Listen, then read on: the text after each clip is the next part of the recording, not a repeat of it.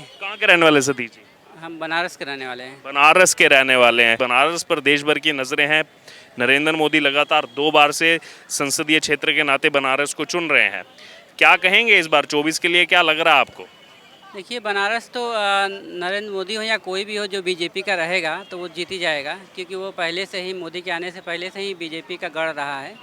और वहाँ पे जो है चाहे म्यूनिसिपैलिटी का इलेक्शन हो, चाहे स्टेट का इलेक्शन हो, चाहे सेंटर का हो, तीनों में ही जो है हमेशा भारतीय जनता पार्टी ही आगे रहती है। अच्छा, कुछ दिन पहले कुछ स्टेटमेंट सामने आ रही थी। इस समय आप दिल्ली में मौजूद हैं, यहाँ आम आदमी पार्टी की सरकार है। 2014 चुनाव में केजरीवाल भी वहाँ आए थे टक्कर देने। तो आम आदमी पार्टी कह रही है कि अब तो टक्कर केजरीवाल ही दे सकते हैं मोदी को, तो हो सकता है वो दोबारा आए चुनाव लड़ने वहाँ पर। ठीक है, वो आए थे उस समय, और उस समय उन्होंने सेकंड पोजीशन भी हासिल किया था। लेकिन उस समय बाकी पार्टियां जो थी ना थोड़ा प्रदर्शन ख़राब कर रही थी, और वो जो है इंटरेस्ट नहीं ले रही थी मोदी के आगे, तो सब ने इनडायरेक्टली इनका सपोर्ट कर दिया था। अब इस बार अगर सारी पार्टियां सपोर्ट करती हैं तब वो टक्कर दे पाएंगे। अब बाकी जैसे समाजवादी पार्टी है और बहुजन समाज पार्टी है, अगर वो सपोर्ट नहीं करती हैं तो फिर वोट बढ़ जाएगा, फिर मोदी को टक्कर देना मुश्किल हो जाएगा। क्योंकि अभी तो लग रहा है कि विपक्ष बिखरा बिखरा सा दिखाई दे रहा है। अभी जो ये अध्यादेश का मुद्दा है, इस पे कांग्रेस ने तो क्लियर कर दिया, नहीं आम आदमी पार्टी तो हमारा ही वोट खाती है, हमारा ही वोट ले जाती है। अब जो है ये हमारे समर्थन मांग रही है, तो विपक्ष ऐसे बिखरा बिखरा सा लग रहा है। हाँ, इसीलिए कह रहे हैं ना कि अगर वहाँ पे या यूपी में कहीं भी विपक्ष अगर बिखरा रहता है तो अभी भी वो बीजेपी को टक्कर नहीं दे पाएगी। अच्छा, एक और स्टेटमेंट आपसे, जो मेरा पहला सवाल होना था वो मैं आपसे पूछता हूँ। नमस्कार, आपका स्वागत है प्यारा हिंदुस्तान पर। मैं हूँ आपके साथ अर्जुन खजूरिया। आज अगर बात की जाए देश के नेताओं की, तो दो बड़ी घटनाएं सामने आ रही है। एक तरफ राहुल गांधी जो 6 दिन के अमेरिकी दौरे पर हैं, उन्होंने यहाँ पर मुस्लिम लीग जो है, इंडियन यूनाइटेड मुस्लिम लीग, उसको सेकुलर बताया है। कहा है कि ये नॉन सेकुलर वाली इसमें कोई बात नहीं है, धर्मनिरपेक्ष है। आपको बता दें, ये वही जो है मुस्लिम लीग है जो 1947 में देश का विभाजन हुआ, बंटवारा हुआ, उस समय जो यहाँ पर अलग अलग पार्ट्स में स्प्लिट हुई मुस्लिम लीग, उसका एक हिस्सा है। और केरल में कांग्रेस पार्टी के साथ गठबंधन पर है। और इसी सवाल को लेकर के जो जवाब दिया गया राहुल गांधी की तरफ से कि एक सेकुलर है, उससे देश भर में कहीं ना कहीं बवाल शुरू हो गया। और दूसरी तरफ एस जयशंकर, जो ब्रिक्स सम्मेलन को लेकर के साउथ अफ्रीका थे, उन्होंने यहाँ पर कहा है कि आतंकवाद जो है दुनिया के लिए बड़ा खतरा है। अभी जो बड़ा अपडेट सामने आ रहा है, उन्होंने कहा है इसको जो है जड़ से उखाड़ना ज़रूरी। तो इन्हीं दोनों स्टेटमेंट्स को लेकर के हम लोगों से जो है राय जानेंगे कि एक तरफ सरकार का कहना है आतंकवाद पर जो है कड़ा प्रहार के लिए सरकार कह रही है, और दूसरी तरफ राहुल गांधी जो लगातार अपने बयानों को लेकर के विवादों में रहते हैं। जब भी वो बाहर जो है किसी दौरे पर जाते हैं तो इस प्रकार के बयान देते हैं, जिससे कहीं ना कहीं फिर से देश भर में जो है विवाद जो है वो एक नया सा छिड़ जाता है। ये लोगों से बात करेंगे जो यहाँ पर आए हैं घूमने के लिए, कि उनका क्या कहना है इस मुद्दे पर। सर, क्या नाम है आपका? सतीश पांडे। राहुल गांधी 6 दिन के जो है अमेरिका दौरे पर गए हैं, और जब भी वो बाहर जाते हैं उनके कुछ ना कुछ स्टेटमेंट हमेशा से विवादों में रहते हैं। अब उन्होंने वहां पर जाकर के एक सवाल के जवाब में कहा है, जो मुस्लिम लीग है, जब देश का बंटवारा हुआ था उसके बाद वो भी कई पार्टियों में स्प्लिट हुई, वो मुस्लिम लीग के लिए वो कह रहे हैं कि वो सेकुलर है, धर्मनिरपेक्ष है, उसमें नॉन सेकुलर वाली कोई चीज़ नहीं है। और दूसरी तरफ एस जयशंकर हैं, वो साउथ अफ्रीका ब्रिक्स सम्मेलन में थे, वो कह रहे हैं कि आतंकवाद को जड़ से ख़त्म कर देना चाहिए, आतंकवाद को नहीं पनपने देना चाहिए। इन दोनों स्टेटमेंट्स को आप कैसे देखते हैं, एक सरकार की तरफ से और एक विपक्षी नेता की तरफ से? देखिए, सरकार तो यही चाहेगी कि हम आतंकवाद को ख़त्म करें, लेकिन विपक्षी नेता हैं तो वे अपना जो है वोट बैंक को देखेंगे पहले। तो मुस्लिम वोट बैंक विपक्ष में ज़्यादा जो है उनके लिए ज़्यादा महत्वपूर्ण है, इसलिए वो तो सपोर्ट करेंगे ही मुस्लिम को या कुछ भी हो। लेकिन ये है कि आतंकवाद के मुद्दे पे सबको मिल के रहना चाहिए और उससे लड़ना चाहिए, क्योंकि विश्व में जो है अशांति का मुख्य कारण आतंकवाद ही है। आखिरी स्टेटमेंट, क्या लग रहा है आपको जब बाहर आप रिप्रेजेंट करने जाते हैं देश को, क्या वहाँ पर केंद्र सरकार को कुछ नहीं, क्योंकि वहाँ पर आप एक भारतीय हैं, और बार बार हम यही देख रहे हैं, ब्रिटेन में भी गए तो कह रहे हैं मेरे पीछे जो है इन्होंने पेगासस जो है सॉफ्टवेयर लगा दिया था, उधर भी कह रहे हैं फ़ोन टैप हो रहा है, जबकि सुप्रीम कोर्ट में ये प्रूव नहीं हो पाया है। देखिए, बाहर जाके तो गलत बात अपने देश के बारे में नहीं करना चाहिए, लेकिन अगर कोई व्यक्ति के बारे में टिप्पणी कर रहा है तो वो बहुत गलत भी नहीं है। दूसरी बात कि हमारे जो विपक्ष के नेता हैं, अगर वो कुछ विरोध करते हैं बीजेपी के किसी नेता का, तो उनके ऊपर ईडी और ये छोड़ दिया जा रहा है। देश के अंदर कोई विरोध कर रहा है तो उनको माइक हटा दिया जा रहा है, बोलने नहीं दिया जा रहा है। तो बहुत सारे लोग सोचते हैं कि अगर हम बाहर जाके बोलेंगे तो हमें कोई रोकने वाला नहीं होगा, लेकिन देश के हित में ही बोलना चाहिए बाहर में। देश के अहित में नहीं बोलना चाहिए। ये जो आपने माइक हटाने वाली बात की, राहुल गांधी को तो 55 मिनट दिए थे संसद के अंदर पूरा अपना विषय रखने के लिए, तो उसके बाद उन्होंने कहा मुझे मेरा माइक हटा दिया जाता है, जिस पर ओम बिरला ने करी जो है कार्रवाई जो है उस समय भी की थी कि नहीं आप ऐसे नहीं बोल सकते, आपको पूरा जो है टाइम मिला, बाकी नेताओं को इतना टाइम नहीं मिलता, आपको एक सांसद होने के नाते 1 घंटे का समय दिया गया बोलने का। ये तो वो अपना सफाई देंगे ना कि हमें हमें यहाँ बोलने नहीं दिया गया इसलिए हम बाहर जाके बोले हैं, लेकिन ये कोई ज़रूरी नहीं है। अभी भी देश में बहुत ज़्यादा से नेता बोल ही रहे हैं, विरोध कर ही रहे हैं, केजरीवाल विरोध कर रहे हैं, यही रखे कर रहे हैं, वो भी चाहे तो कर सकते हैं। बाहर जाके इस तरह बोलना सही नहीं है किसी भी नेता के बारे में। बहुत बहुत धन्यवाद सर। आपका क्या नाम है? सुरजीत, कहाँ के रहने वाले हैं? यूपी से, यूपी तो बहुत बड़ा है, यूपी में कहाँ के? एटा से। एटा के रहने वाले हैं। क्या कहेंगे कि अगले साल 1 साल रह गया, अब 1 साल से कम समय रह गया, अगले साल चुनाव है, कौन बनना चाहिए प्रधानमंत्री अगले साल? हमारे यहाँ से तो बीजेपी लगी। बीजेपी। प्रधानमंत्री किसको देख रहे हैं? और कौन है? वही मोदी है। मोदी। अच्छा, और कोई क्यों नहीं? बाकी नेता बहुत तैयारी कर। और विपक्ष के पास कोई है नहीं ना, ऐसी चीज़ ही है ना। विपक्ष के पास कौन है बताए? कोई है? प्रधानमंत्री ला कोई है विपक्ष के पास? सभी तो तैयारी कर रहे हैं। वो नीतीश कुमार तो निकले पड़े हैं। वो आज तो बीजेपी से ही थे, वो तो कटोरा है। हमारे यहाँ से तो कोई अलीगढ़ है, फरकाबाद है, एटा है, उन्नाव है, वहाँ पे लोधी समाज ज़्यादा है ना, वहाँ से कोई नहीं रोक सकता है। समाजवादी पार्टी कुछ परफॉर्म कर रही है? वहाँ पे नहीं, वहाँ कुछ जातिया का फरेगा मगर कुछ नहीं हो पाएगा वहाँ पे, कुछ नहीं हो। क्यों वहाँ पे हर जात बीजेपी पे है ना। ठीक है, बहुत बहुत धन्यवाद सर।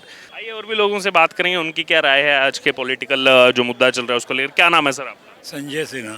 संजय जी कहाँ के रहने वाले हैं? मैं मुल्ता बिहार से हूँ लेकिन यही दिल्ली में रहता हूँ। मुल्ता बिहार से हैं, अभी दिल्ली में रहते हैं। सर आज एक देश में जो है मुद्दा छिड़ गया है वो है राहुल गांधी के स्टेटमेंट्स को लेकर के, जब भी वो बाहर जाते हैं। आज ये मुद्दा छिड़ा हुआ है मुस्लिम लीग को लेकर के, वहाँ पर वो कह रहे हैं मुस्लिम लीग तो सेकुलर है, ये जो है कोई नॉन सेकुलरिज्म इसमें नहीं है। दूसरी तरफ कर्नाटक में हमने देखा वो बजरंग दल के बैन करने की बात जो है लगातार कांग्रेस ने अपनी मैनिफेस्टो में कही। कैसे देखते हैं इसको सर? देखिए, पहली बात जहाँ तक आपने बोला बजरंग दल को बैन करने की बात, ठीक है, ये हर एक स्टेट को अपना अधिकार क्षेत्र में है। उसको अगर लॉ एंड ऑर्डर में लगेगा कि कोई भी संगठन अगर बाधक है विधि व्यवस्था के लिए तो उस पर वो कार्रवाई कर सकती है।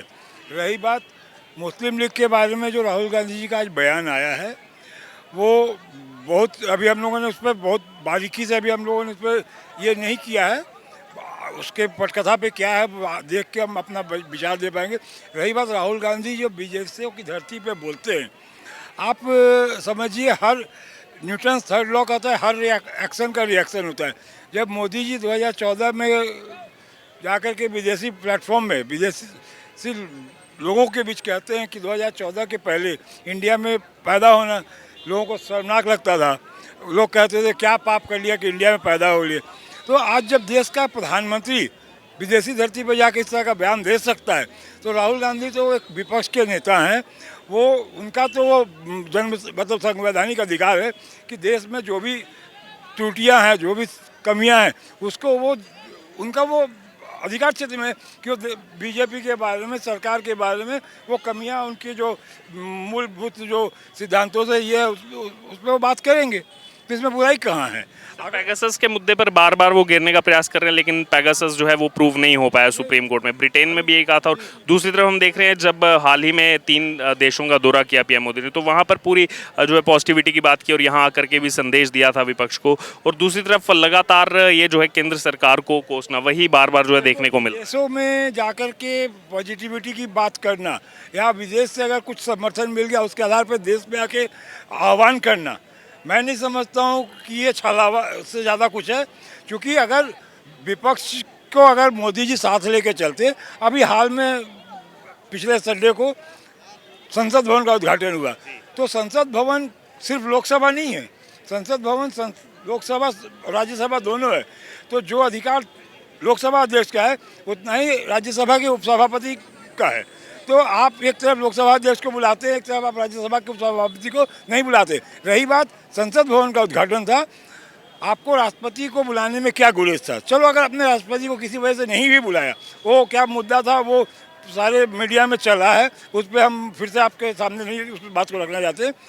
एक सिंपली राष्ट्रपति को अगर आप इनवाइट करते उस कार्यक्रम में, उपराष्ट्रपति को आप इनवाइट करते तो आपका क्या जाता? रही बात आपने जो पेगासस का पूछा, पेगासस में तत्कालीन सूचना तकनीक मंत्री रविशंकर प्रसाद वो फ्लोर ऑफ द हाउस पे एडमिट कर चुके थे कि व्हाट्सएप पे पेगासस यूज़ हुआ था, जिसके वजह से उनको मंत्री परिषद से हटाया गया। ये अलग बात है कि उसको दूसरा कलर दिया गया कि ये गुणवत्ता के आधार पे समय समय पर मंत्री को बदलते हैं। रही बात पेगासस का तो हो गया, राफेल में सुप्रीम कोर्ट ने खुद कहा है, राफेल भी अभी चलिए ठंडे बस्ते में चला गया, लेकिन राफेल को माफ़ी मांग चुके, लेकिन राफेल में सुप्रीम कोर्ट का टिप्पणी है कि सरकार ने सटीक जानकारी नहीं दी। पेगासस में भी कमोबेश वही स्थिति है। इसलिए विदेशों की धरती पर जाकर के बोलना कोई वे नहीं है। विपक्ष के नेता के तौर पे वो सरकार की, बीजेपी की, उनके नेताओं की, मंत्रियों की कमी वो उजागर करेंगे, जैसे आप भी उन पर हमला करते हैं।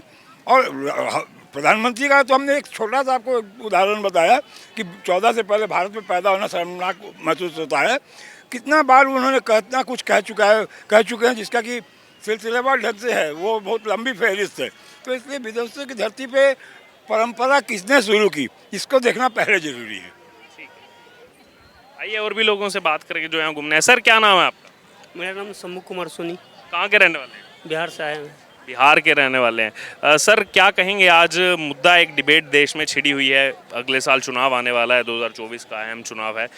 राहुल गांधी अमेरिका दौरे पर हैं और वहां जाकर के वो कह रहे हैं कि जो मुस्लिम लीग, सब जानते हैं 1947 में देश का बंटवारा हुआ था, उसमें मुस्लिम लीग की बहुत बड़ी सक्रियता थी, उसी से IUML निकली जिसके साथ कांग्रेस गठबंधन में। उसको लेकर उन्होंने कहा कि ये तो सेकुलर पार्टी है, इनके साथ नॉन सेकुलर जैसा कुछ नहीं है, धर्मनिरपेक्ष पार्टी है। कैसे देखते हैं सर इसको? इसके लिए तो कुछ मेरे पास जानकारी नहीं, हम क्या बोले। चलिए छोड़ दीजिए। उसके अलावा बात करते हैं 2024 की। नीतीश कुमार तो निकले हुए हैं, पिछले काफ़ी दिनों से भ्रमण पर हैं, तेजस्वी यादव भी उनके साथ हैं, सभी को एकजुट करने की तैयारी है। 12 जून को बड़ी बैठक भी बुलाई है पटना में विपक्षी दलों की। क्या लग रहा है सर आपके हिसाब से कौन बन रहा है प्रधानमंत्री अगले साल? वो तो चुनाव आने के बाद न पता चलेगा। आपके हिसाब से कौन आना चाहिए? वो तो महागठबंधन का आना चाहिए। क्या लग रहा है हो पाएगा एकजुट? क्योंकि अभी हम देख रहे हैं जैसे आम आदमी पार्टी के नेता से मिले थे नीतीश कुमार, लेकिन आम आदमी पार्टी और कांग्रेस में ही कन्फ्लिक्ट देखने को मिल रहा है, क्योंकि कांग्रेस सबसे बड़ा जो है विपक्षी दल है और उनका सीधा साफ तौर पर कहना है कि हम तो केजरीवाल के साथ नहीं जाने वाले हैं। ये तो आने वाला समय बताएगा, ठीक है, लेकिन